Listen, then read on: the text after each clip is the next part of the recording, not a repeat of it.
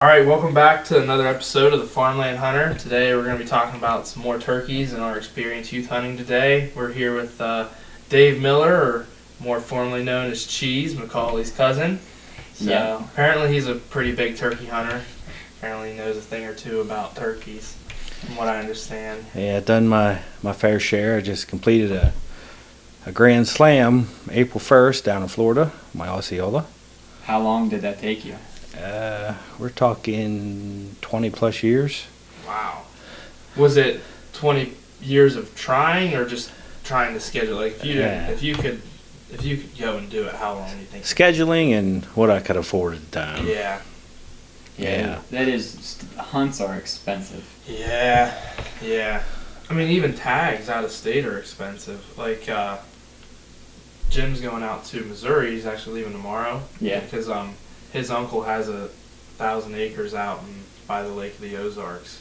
So he's going out to Missouri, and he said it's like $180. So just in like your tag to go out for a week is $180. Yeah, $180 for a normal person's decently amount. I mean, yeah, that's half the price of a lot of guys' shotguns are using. Just on a set of tags. Yeah, it gets expensive. Just going to Maryland Monday. The season opened April 18th. Out of state license is $130. Yeah, I think that's a gimmick. I think it is too. Pennsylvania's what, like $110 to come here, probably. It was 101. Was it 101? Okay. I thought it was somewhere around $100. Yeah, which I guess it's not terrible, but if like you're just wanting to come up for a weekend, or if you like I have cousins that live out of state, and then when they come back, they only hunt 2-3 weekends maybe, or mainly just rifle season, and it's $100, and that's just if they have kids. I guess you get a discount too, but I guess it goes towards a good cause. Probably saves everyone else from paying a lot more too that live here. All right, let's get back to what started sorry. you. Yeah. What started you turkey hunting? Probably late teens. There was a couple older fellas in school that just loved turkey hunting, and I just fell into their path, and it just got in my blood after I killed that first one, and it's hard to turn away now. Yeah. So hearing that gobble, I could probably hunt turkey 7 days a week, 365. Yeah, especially this morning, when you have days like today, getting out in the woods definitely makes it worth it. Yeah, the start of the new year. Yeah. Because Pennsylvania, compared to a lot of the other states, is late. Yeah. Because we usually don't start till around the 1st of May, mostly. Mm-hmm. And then runs through the end of May. And a lot of other states are opening up middle of March, beginning of April. So we're a whole month behind. But, we do pretty good. Mm-hmm. It's not bad. People talk about it all the time, like we said before, about how it's not the birds are always hemmed up, or I can't kill a turkey now because it's so late. But I've always had good luck, and I think if you're persistent and you're good enough at it, I think you'll have continued success. What was did you have someone take you out for your first bird, or was it a youth hunt, or how'd that go?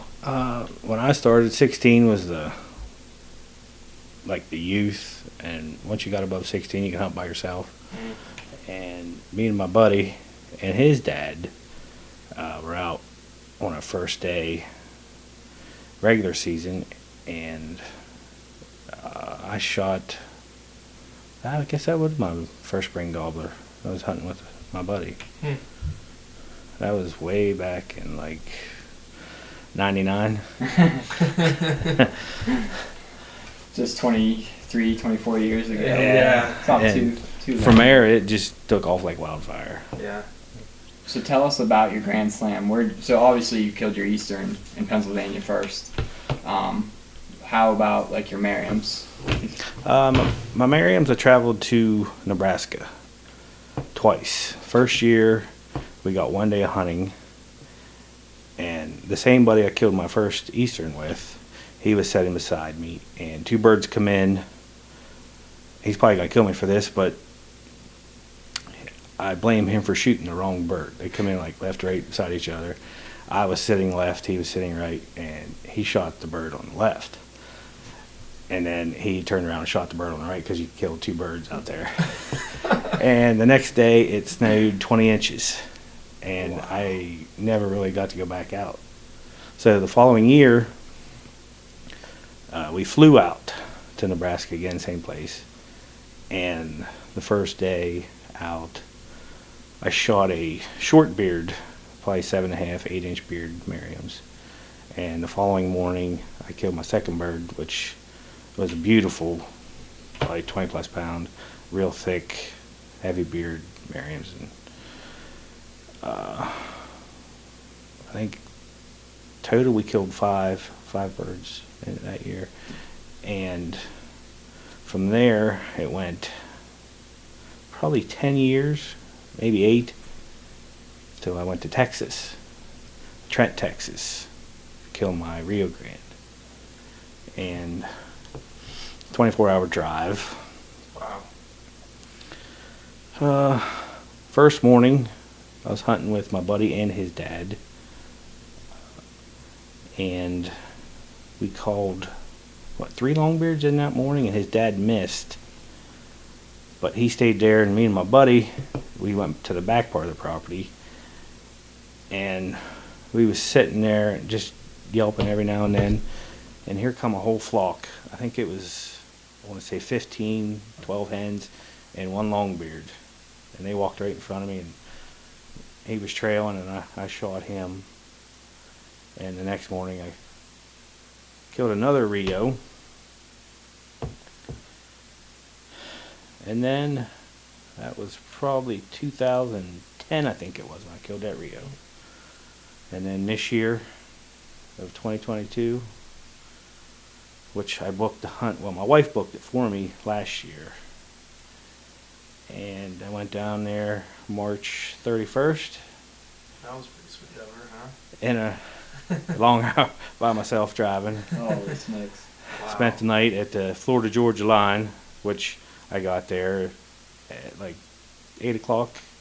And I walked in, and the lady said, "You're level 3, and the fire company just left. Your floor was on fire. I guess some renters were trying to cook in their room. Oh, nice. Got the room on fire." Well, good thing you weren't staying beside them. She said the smoke cleared out. It don't smell too bad. The next morning, I head for camp, which is around the Lakeland area in Florida. And I get there not even half hour, and the guy said, "Let's go. We're going hunting." I'm not even unpacked yet. So we get out there, and he said, "There's been 2 gobblers running this field." He said, "They haven't been called to all year." He said, "They should do pretty good for you." Well, we get back there, the pasture where they are, and there they are. He's like, "Jump out and sit underneath this tree and see what you can do. So I'll be back to pick you up at dark." I couldn't do nothing with the birds. There were 2 longbeards, 8 hens with them. They wouldn't do nothing. The closest one was like 70 yards. I let him go. But that, we get back to camp, we eat supper. And that night it rained 5.5 inches. That's a And, lot. That's a lot. Lightning and everything, next to like tornadic weather. I get out there the next morning, and I'm waiting actually for him to come out of his house. And I think at like 7:45 he finally comes out. The weather moved out. He takes me back to where them gobblers were.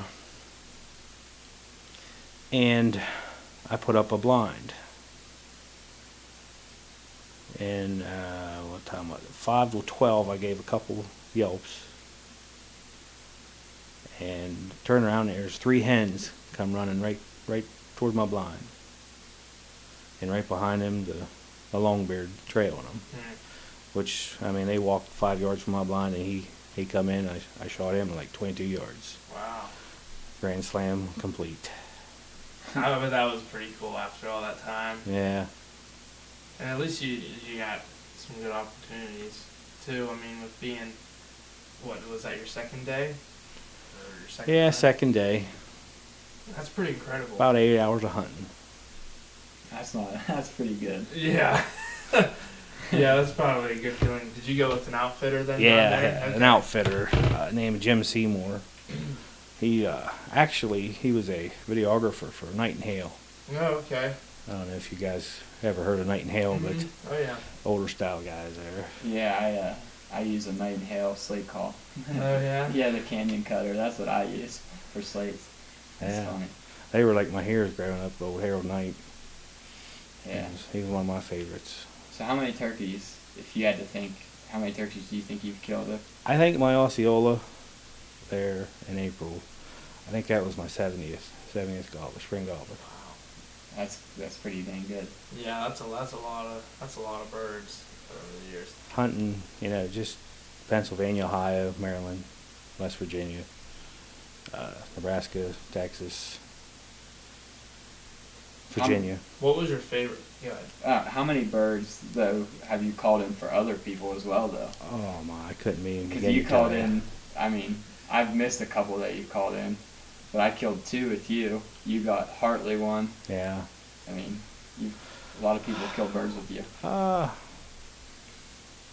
I would say 20 plus birds I've called in for other people. That's good. pretty cool because That is I mean good. that's a lot of people, a lot of new hunters that you got hooked on turkey Yeah. hunting from that experience.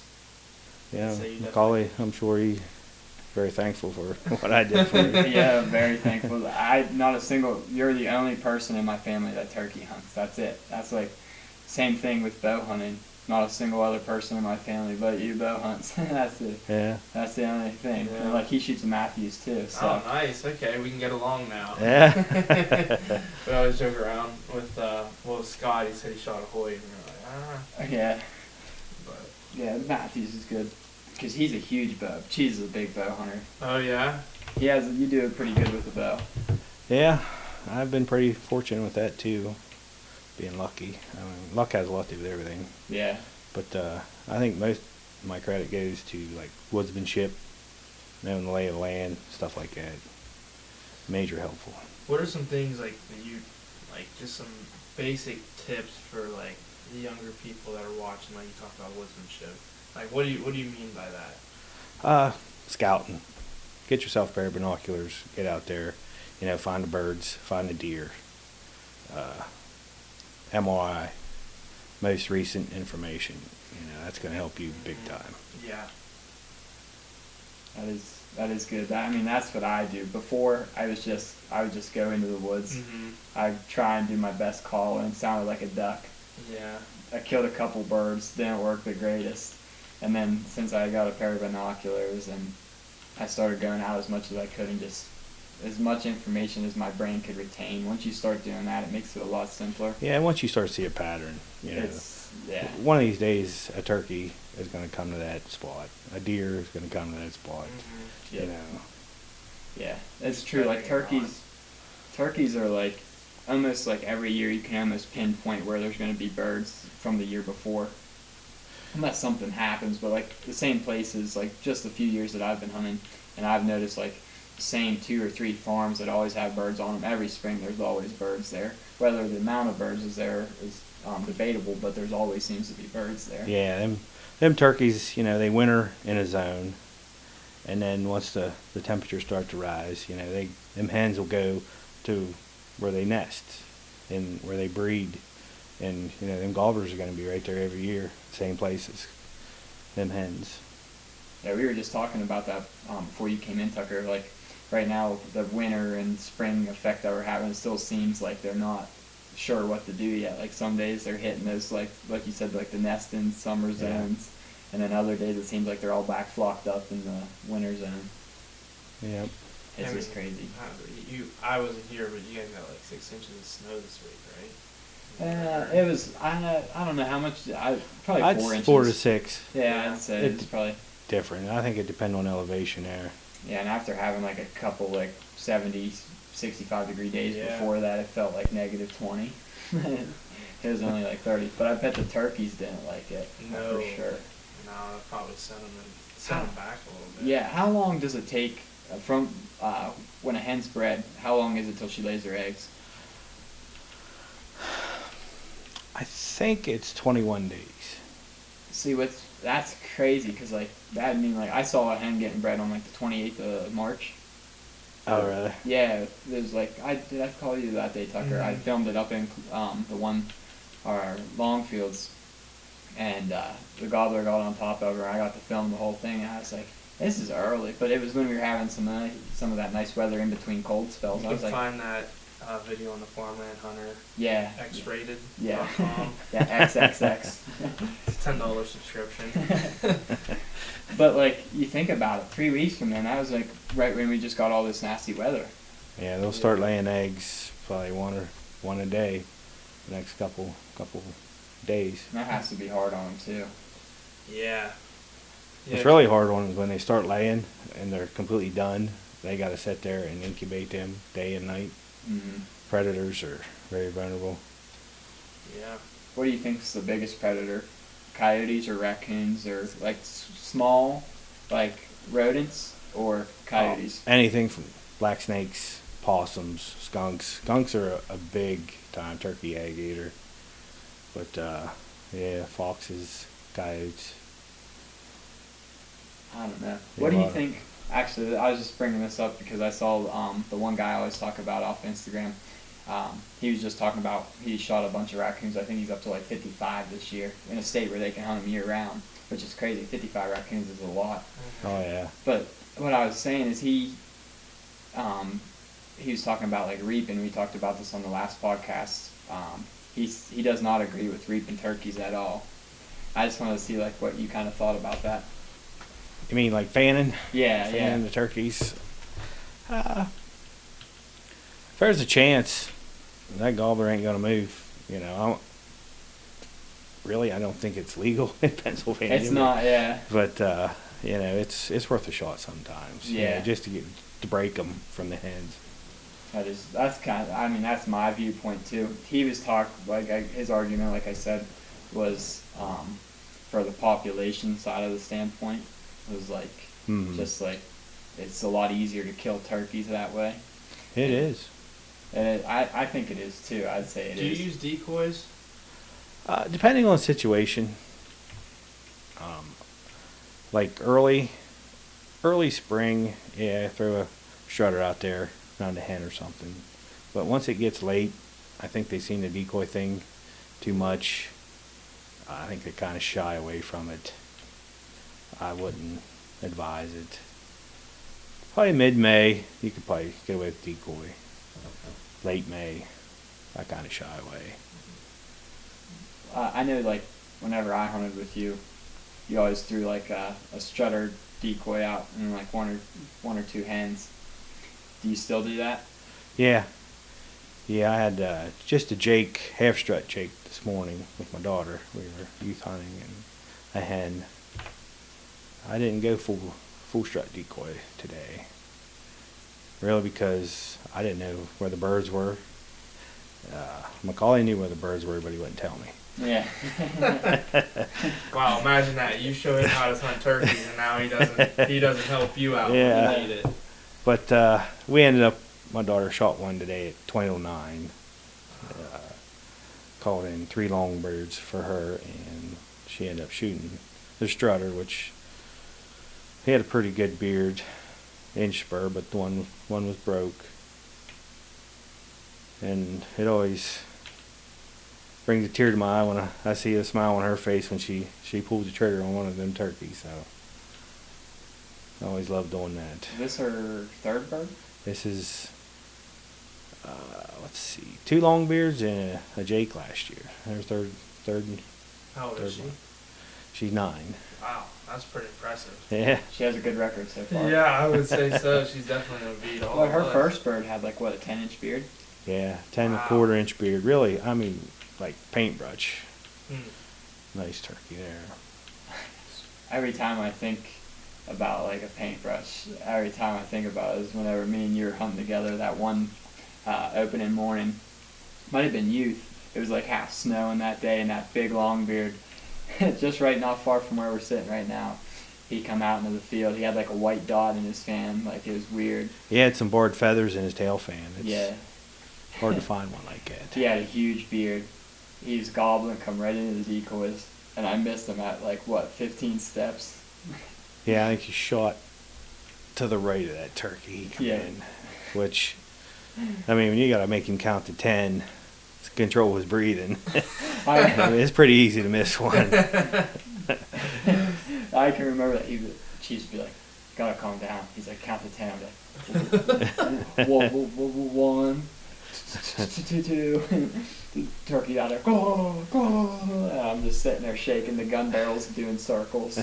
Yeah, I used to have film of that, but I must have deleted it. Yeah, I don't know where that ever got to. It was like a half snowy mixed day. I actually missed him twice because you called him, like he got him to stop, and I leaned out of the blind a little bit and shot out the second one. Yeah, right before he hit the woods, I stopped him and he missed him again.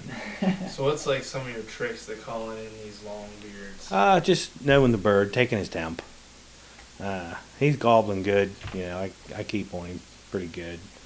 But if he's sporadic with his gobbles, you know, I kind of tone it down a little bit. So like what's a sequence, like if a bird's really just hammering, like cutting you off and like he's excited, what do you, like what's kind of your sequence? Are you loud, are you cutting, are you yelping? Most of the time it's just putting and purring. If they can hear it and they're gobbling, I'd putt and purr. Okay. Too many yelps, that'll hang them up out of shotgun range. You know, just try to keep it simple. Yeah. Last year I didn't even barely call. Like the birds, me and Emily shot on opening morning. I knew they were coming to those fields, and I knew I just had to be patient. And I think I just did a few putts, just a couple light yelps, and then they were in the field not too long after.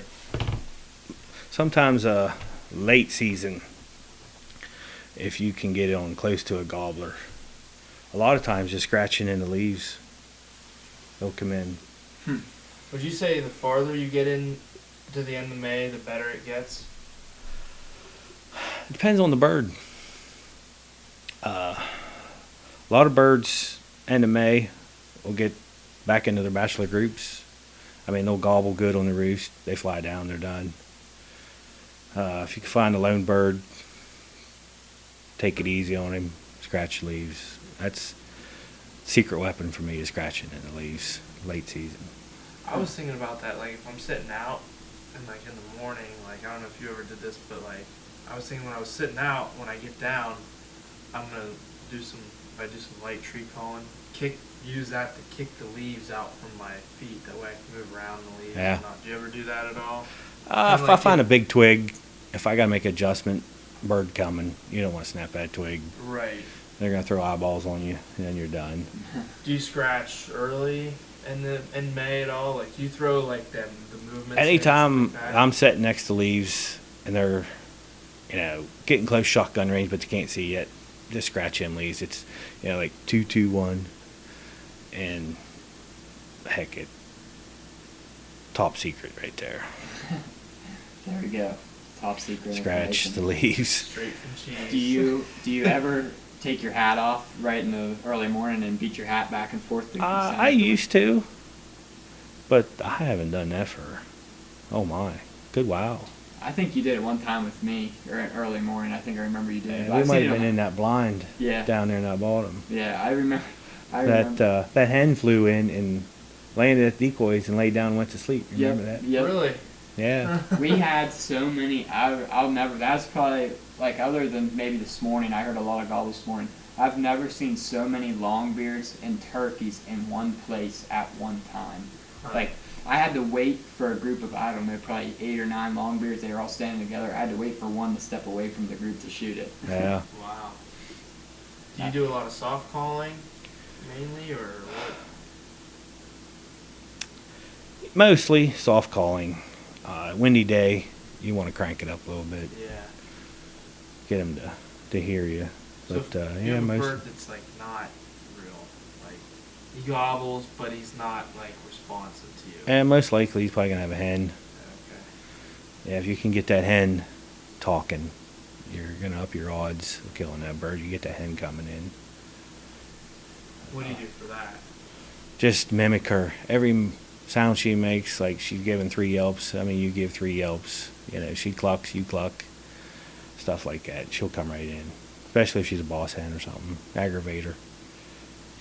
We had a hen this morning come in, and she she couldn't find a Tom. She kept going back and forth. She'd go up one hill, and we call her back, she'd come to the other side, like 3 times. And she was doing, like, the starts with the K, the Kai. The cackling. No, the Kai or whatever. She was, like, making this, like, weird sound I've never heard before. It was like she was, like, it'd get real low. She'd be like, ah, like, real weird. Was she, like, kikiing or something? Yeah, kikiing, yeah. She'd, like... It must have been a young hen. Yeah, and there was...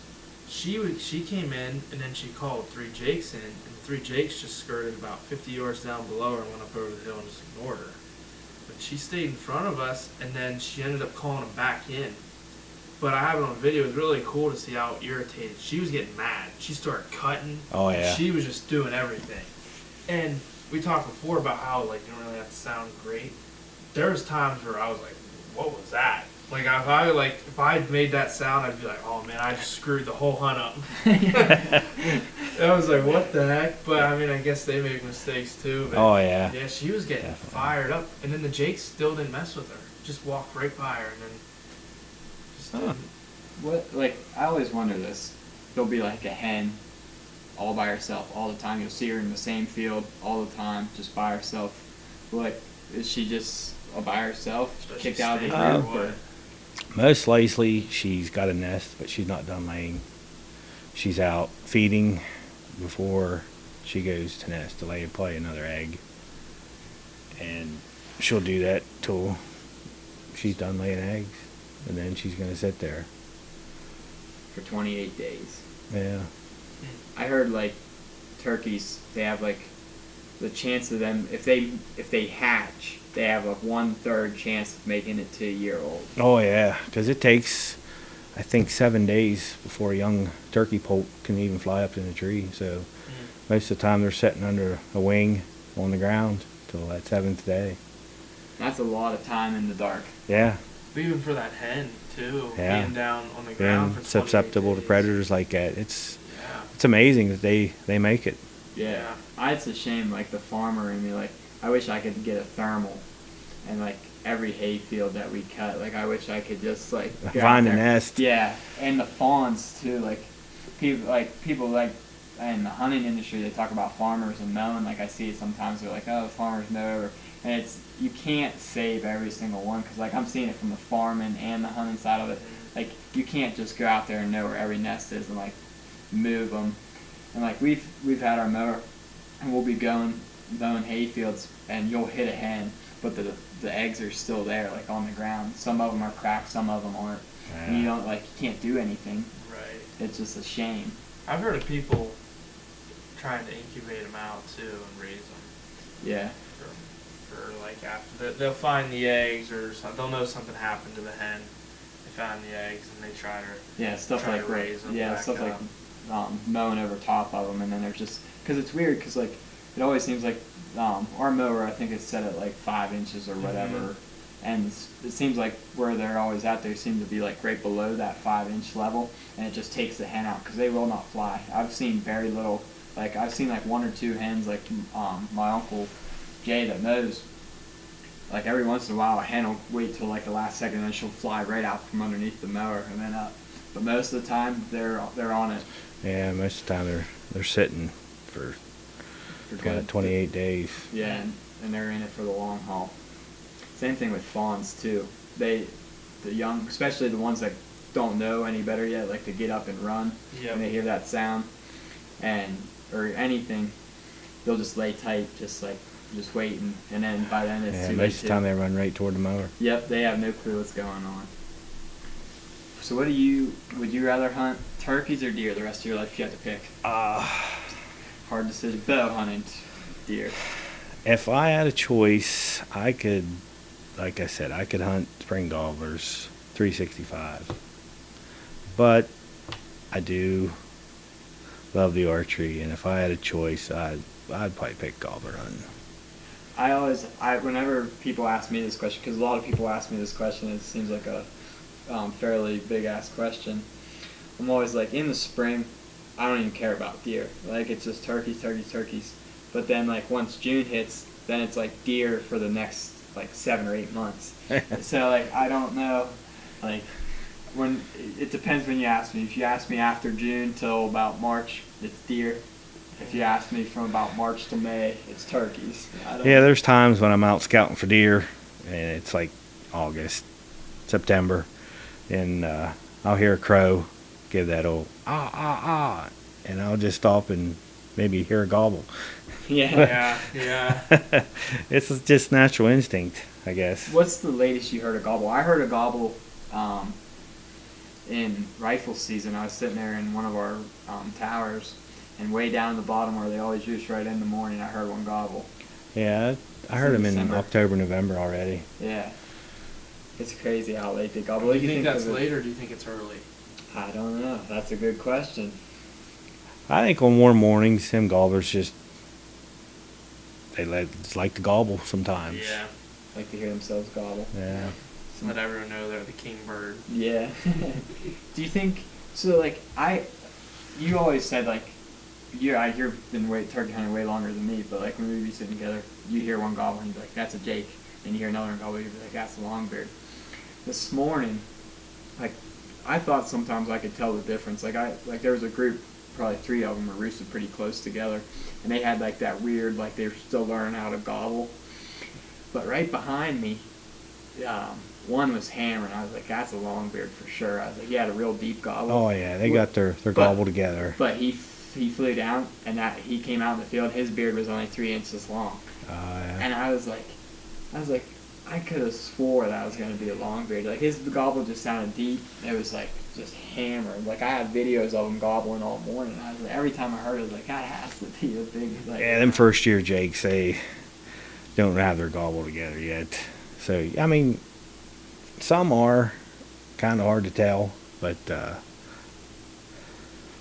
don't know. Longbeard has his own deep, distinct gobble. You just know. Talking about gobbles, you said like out in like the Nebraska, like the Merriams, they have like a little bit different of a gobble. Oh yeah, these Easterns back here, they'll blow your hat off. Yeah. But them Merriams out there, they got that blah blah blah blah blah gobble, and it's really almost sound like a Jake sometimes. But yeah, even the Rios, they're a little different gobble. Really? Yeah, there's not as aggressive as the Eastern. Hmm. Now the Osceola I killed here in April, his almost identical to an Eastern gobble. Yeah. Was his coloration any different? The only difference between an Eastern and an Osceola is almost look like a flamingo. They got the longer legs, and I mean same colors, tail feathers, but on their wings, the barring on their feathers, like an Eastern, will have more white, thicker, and less black. Now an Osceola has more black and less white. It's got a very distinctive black color to the. I guess I never really picked up on like the long legs. So, yeah, they're a swamp bird. So do their beards get longer then? Yeah. A 2-year-old will have probably 10-inch beard. Back here it's probably like 9 because it rubs off. because it rubs off when they stoop, feed. It's got rougher stuff to hit the ground and stuff like that. Do they have webbed toes?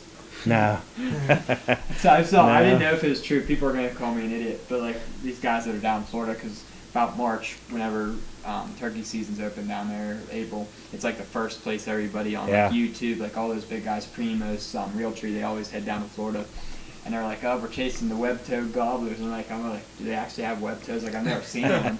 Like I don't know. Like a Yeah, frog. they got some long spurs down there because all it is sand. It is cool. I don't know. I'd like to try it. I found a website. It's pretty cool. It's called Land Trust. And so basically it's kind of like an outfitter leasing kind of deal. So it'd be like us with our farm. Like we just have, so turkey season's, let's just say May 1st to May 31st, we do 3-day increments, $500 for 3 days. And you can come hunt the 3,000 acres for yourself. And I was looking like out in Nebraska, out where they have some Merriams, there's a farm, it's like 850 acres, it's $100 a day for up to 4 days. And I was like, and they have pictures, and it's all certified on this website. And people will go on there, they give ratings and stuff, you can see which places aren't as good as others. This place had 5 stars. And I was like, they had trail cam pictures from this spring, and there was like 50 or 60 birds in a flock there. Like, Oh my, yeah. and I was like, I really want to do my Grand Slam, and Emily's kind of wants to do it too. She heard about like you finishing yours, and like Scott, he talked about going to finish his maybe this coming spring. And she's like, you know what, I kind of want to do that too. So I was like, after you get out of college here, not this coming spring, next year, but the year after, I was like, we'll start our Grand Slam maybe if we can, like, go every other year until we can try and get one. Yeah. Yeah, that's kind of what's holding me back on stuff right now is college. Yeah, college is a big holdup. I mean, I didn't go to college. I just know because of my girlfriend. She tells me it's rough. I don't believe her, but I mean, it's not for me. It's not as bad as it's cracked up to be. But the only crappy part is you definitely limit your hunting time. If you go to college close to home, it's you're commuting. Yeah, you can go hunting for class like I did. Exactly. We have some public land up there, but up in Williamsport, but it's so hunted, like by everyone. You know, like it's crazy the amount of people that hunt those public lands. Oh my, yeah. And it's getting worse and worse. People keep posting their ground. Yeah. And people just flock to them public areas. Yeah. Did you do any public land hunting in other states? Oh yeah, it's pretty much all I hunt in like Virginia. We hunted George Washington National Forest down there. Ohio, I got lucky. There was called the AEP ground. It was a former strip job with like 60,000 acres. And they turned it into like a public place to hike, hunt, fish, whatever. And then all it takes is filling out a paper by yourself and have a witness and you're hunting. 60,000 acres. That's a lot. Well, did you have a hard time calling birds in on that? No. Later in the season, after they seen the pressure the first week, it's pretty simple. I guess, like, when you think about, like, the difference between public and private, like, those birds are called to every single day. Yeah. Like, here, it's just, like, you and anybody that hunts on the property, and when people are in there, like, what they see because you talk to each other, like, oh, they did this today, they roosted here tonight, they did this, blah, blah, blah, blah. On public land, you don't know anybody for the most part, and like somebody spooks the bird, he roosts 300-400 yards away from him, he did the night before. Somebody goes in, you're waiting there in the morning, somebody comes walking in and like beginning of daylight, like toting their gun, the bird busts out of the tree. Flashlight wars. Yeah, flashlights like looking up into the trees, the birds are busting out of the trees. That would bother me. That brings up another point too. If you know, like on your public land, and what other guys are using mouth calls, it's probably going to be 90% of your calls. You're going to want to switch to something them birds haven't heard, like a tube call, slate call, like a glass or something. Okay. That's a big point there. So you use zinc mouth calls, right? Actually, this year I switched. I was a big zinc man. Oh boy. For, I don't know, 5-6 years. And I found a guy just north of us. I think around the Evansburg area. It's called Cluck Custom Calls. I really like those calls. I like Primos makes some, and like I can't run a Primos like most of them to save my life, but there is one by Will Primos. It's the Will Primos 1. It's just like, it looks like a snake tongue. I forget, like a split reed, whatever. That's what I used this morning. I can run it perfect. I can run most of my zinc calls just the same as it. But I tried Quaker Boy one time, and I forget, it was like, oh man, I can't even think of the name of the other one. I put them in, and it's like, wah, wah, and it's like just terrible. Like it's not. Yeah. It's like sounds like a duck. It takes oh my, I keep my mouth calls stored in my refrigerator just to keep them, moist and dry, keep them from dry rotting. And I bet you there's 60 mouth calls in there. And it's what it takes, to find that right call. everyone's shaped a little different. Yeah, and then how they fit your mouth. Yep, how your air everything. blows through. We talk about that every time. Now, Just how it when goes you look at a call, can you be like, I think I'm gonna like this, or is it just random? Like, did you have a method of when you pick out your calls? Every person's different, you know. Say McCauley here, he runs like a side cut call. You know, he's comfortable with that. Now, if you throw in like a split V call, he's not going to be able to use that because he's so used to running that side cut call. So, I mean, that has a lot to do with, you know, how your turkey vocalization sounds, running different calls and getting comfortable. So do you stick with one cut then, or do you get different cuts? This new cluck call, it's what do they call it, split V call. Okay. And he sent me 3 with like a low pressure, a medium pressure, and a high pressure on the diaphragms. And it's like practice with what he cut there. And right now I'm running the medium, which, I mean, it sounds better than my zinc calls ever did. And it's so easy to use. What's the difference? So is high pressure for louder tone, for like more So, like, volume, or Like the air you put over them reeds to make that yelp. Okay. And like a low pressure, them reeds are gonna go a little quicker than like a medium or a high pressure. Okay, I see. And whatever, and it's just because everyone has a different pressure that Yeah. they prefer using. Yeah. Yep. I've noticed like, I think I have like 7 different mouth calls I keep in this little thing.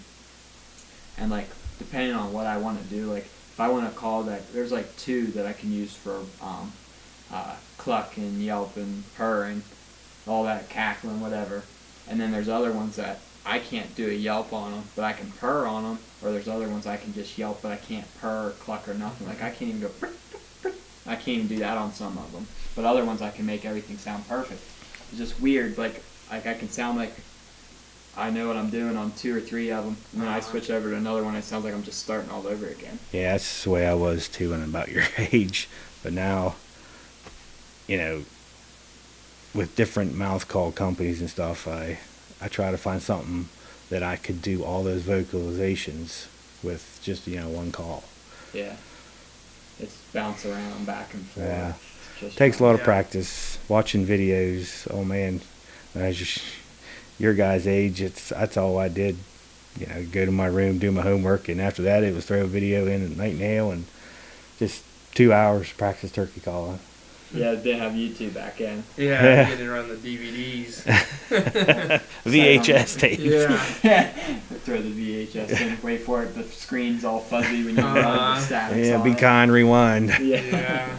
Yeah. So, what's your plans for this spring? You got your daughter one so far. Do you have 2 tags? Or you just got 1 tag? Yeah, I got 2 tags for Pennsylvania. I got 2 tags for Maryland, which I got to get out of here because I got to get to bed. I got to hunt tomorrow morning on public ground in Maryland. Oh, okay, that'll be cool, huh? Yeah, Do you have a spot so I got that you usually 4 go to? tags Oh, to okay. fill so far. Yeah, I've been hunting the Savage River Reservoir, which, you know, just across the line around Grantsville area. Okay. There's 52,000 acres out there to hunt. So That's good. Yeah, yeah. Now, like, kind of with deer, we talk about, with like, you know, shooting. Don't overuse the resource, and like, you know, like we talk about not shooting all the does and stuff. yeah. Now, like, how ethical on the turkey population is it for someone to get 2 tags? Because that's kind of what I'm kind of in the spot where like I'm thinking about getting another tag, but a part of me feels guilty that I could possibly take more than like I need to. And what's kind of like, I don't know. That's why I'm asking someone like you, like, what do you think about it? I really never gave it a thought. I know right now the turkey populations are kind of low compared to like when I first started hunting. You know, they estimated the bird population over 300 and some thousand. And in the last couple years, it's estimated, around 200,000. And I don't know. Most of it, I think, is weather. Them hard winters with, ice where they can't get feed, they can't scratch, it takes a toll on them. Gobbler tags, I don't know. I've had 2 tags ever since, they started giving 2 tags. And there's only been one time I didn't fill, and that's because, I fell off a roof and kind of messed up. But I think the biggest thing with turkeys right now is predators affecting population. I mean, predator control is a big, big thing for turkeys. Yeah, I think it is too. Well, you sold me. I mean, I was leaning towards getting one. I'm not gonna. You only got 5 days? Yeah. You get your second tag. Did they up the price? Is it because I think mine, I bought it last night, is $21.97. I was like, I think that's normal. Is it? I couldn't remember, like, the last year was the first year I bought 2 tags, and I couldn't remember if it was $20. Like, I told him, I was like, it's like 12 something. I was like, I don't know. Yeah. And then like whenever I checked out, it was $21.97. I was like, I wonder if they went up. Is it different in different areas? Because I mean, I could be wrong, but my friend said he paid like 28 for his up in Williamsburg. It should be statewide, yeah, that's same what price. I was thinking. He must have just not known. Yeah, I think it was $21.97. Don't quote me on that, but it was definitely 21 something. Yeah, But he must have a cigarette lighter or something in there. Yeah. Some Zins maybe. Well, thank you for coming on. Yeah. Cheese. Yeah. Yeah. Thanks for squeezing us in. Yeah. It We means talked a lot. about getting you in, and now we got you in. Yeah. And this is how we learn, is from talking to guys like you, because, I mean, you're an open book. We can pretty much ask you all the stuff we've been thinking about, and having someone that legitimately knows what they're talking about as opposed, I mean, we could watch all the YouTube videos we want. Thank you. Yep. Thank you. Yeah, See you guys. I'm glad to be here. Yep.